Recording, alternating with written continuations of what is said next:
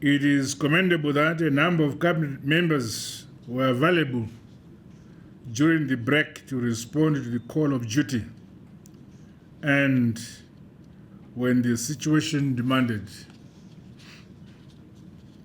Today's meeting signifies the beginning of yet another pivotal stage in our nation's development journey under the new phase of the National Development Strategy 2.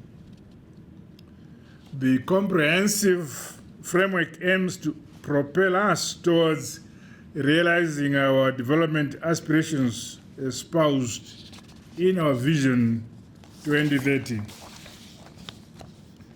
The patriotism, unity of purpose, hard, honest work, and resilience, which we exhibited over the past 5 years, must be harnessed yet again to yield positive outcomes during this new phase. The culture of results is now an embedded part of who we are in the Second Republic, and indeed as a people. It is therefore incumbent on this cabinet to sustain the ongoing development momentum towards a people-centered, multi-pronged, and transformative economic growth. The interconnected nature of our economy remains essential to leverage the growth of sectors such as agriculture, mining, infrastructure development, energy, tourism,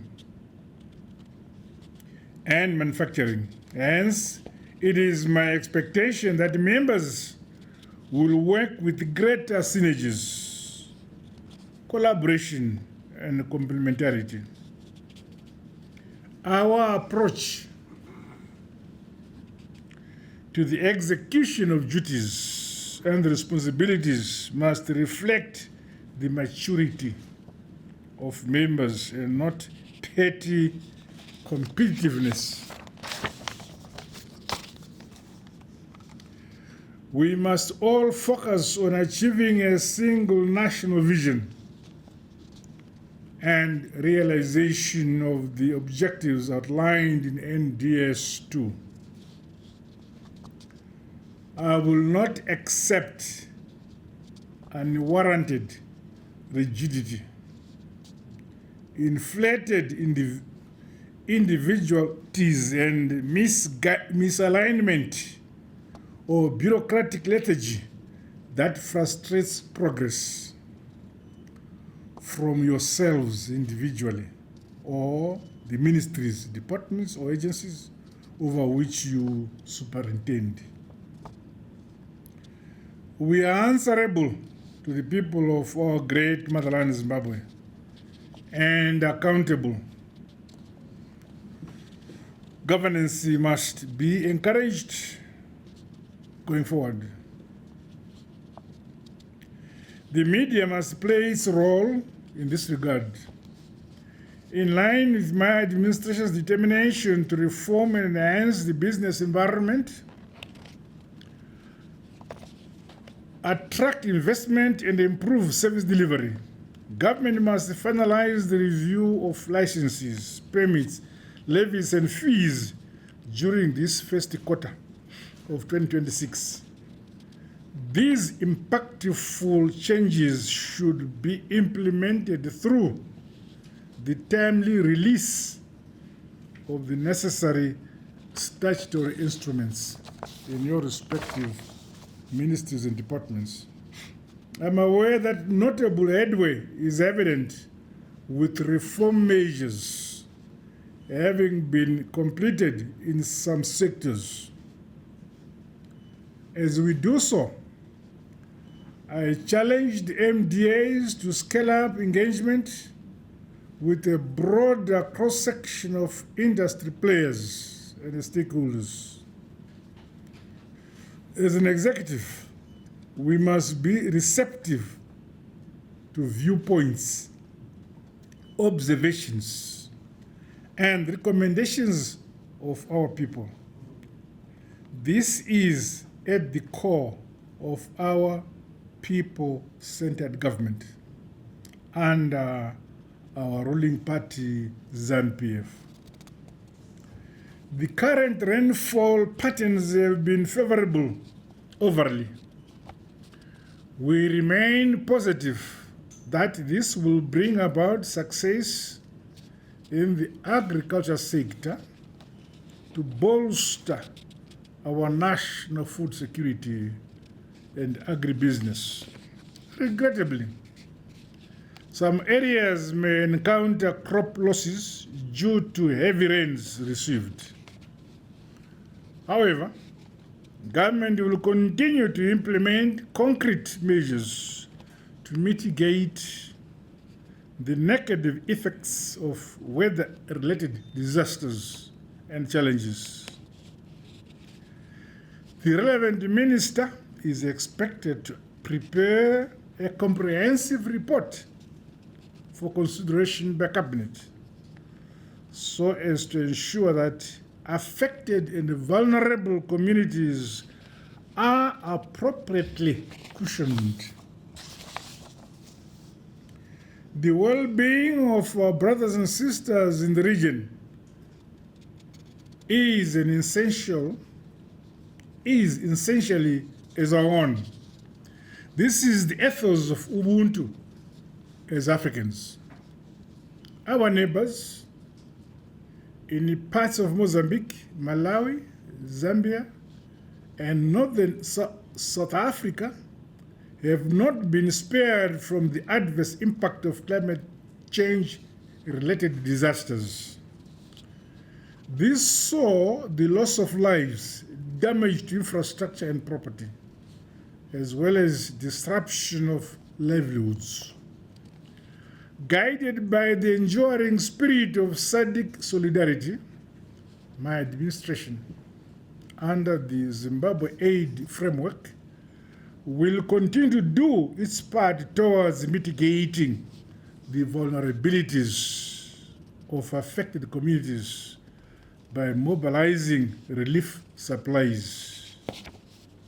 Meanwhile, I urge motorists and citizens to continue exercising extreme caution on the roads and adhering to precautionary warnings from the Civil Protection Unity and Meteorological Service Department of Zimbabwe. As we embark on our duties during the year, let us remain inspired by the hopes, inspirations, and the trust which Zimbabweans have placed on our ruling revolutionary mass party, ZANU-PF. The decisions we make and the results we realize, or lack thereof, impact the destiny of our motherland, Zimbabwe. Once again, I challenge members of this cabinet to take this onerous responsibility with the seriousness, diligence, and the vigor worth of these roles within the executive, which now is on your shoulders. Collectively, as the ZANU-PF government, let us increase the pace at which we implement our programs and projects. Failure to make decisions and the culture of sitting on documents, I will not mention who, but you are around the table. This will not be condoned. Our people look at us to facilitate investment across all sectors, as well as to help deliver services and a higher quality of life. attendance of cabinet and the cabinet committee meetings is mandatory. I repeat, attendance of cabinet and the cabinet committee meetings is mandatory. Complacency and absenteeism are unacceptable. To ensure operational efficiencies, ministers must delegate well-briefed deputy ministers to represent you at various cabinet committee and related meetings in your absence. If a deputy minister fails to discharge his duties of your department properly, it reflects not on the deputy minister but on yourself. Additionally, ministries, departments, and agencies are duty-bound to submit to my Chief Secretary's office timely schedules of key projects and programs that may require me to officiate.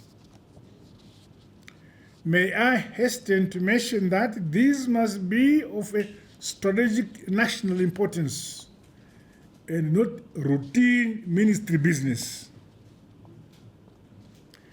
Members should not expect me, as president, to do their work for them.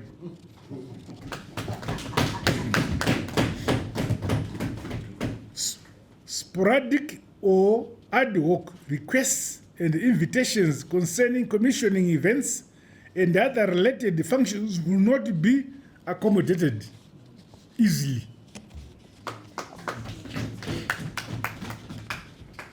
To the members of the Fourth Estate, Vanema Kamera, I challenge you to continue upholding the values of responsible journalism, Ubuntu, and place our national interest at the center of whatever you do. The invaluable role you continue to play in information dissemination remain critical towards nation building, socio-economic transformation, entrenching our national peace, our unity, and the social cohesion. That duty rests on you squarely. As the post-cabinet press briefing resume in their usual manner, I urge you, our media practitioners, to continue the excellent work that characterized the operations in 2025 and make 2026 another success story for our beloved motherland, Zimbabwe. Let us remain guided by the principle of servant leadership and our national development philosophy. Nyika inovakwa, igotongwa, igonamatirwa nevene vayo, ilizwe lakhiwa, libuswe, likulekelwe ngabanikazi balo thina.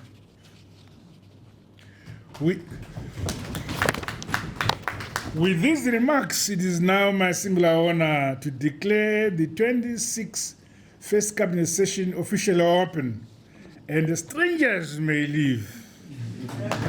God bless you all. God bless Zimbabwe.